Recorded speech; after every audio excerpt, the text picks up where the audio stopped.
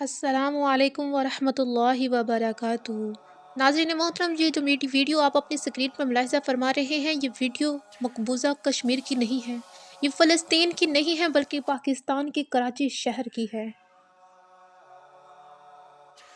جہاں پہ ایک غیر قانونی مکانات گرائے جانے کے خلاف پرامن احتجاج کرنے والی خواتین پر غیر مقامی پولیس کا تشدد۔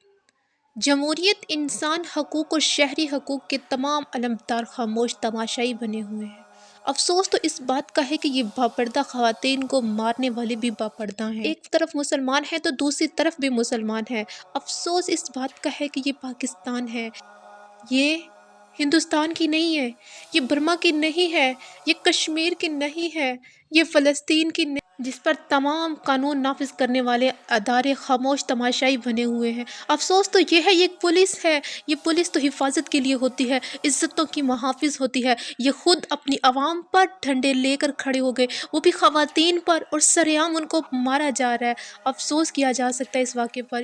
اس واقعے کے بارے میں آپ اپنی قیمتی رائے کا اظہار کمنٹ باکس میں ضرور کیجیے گا۔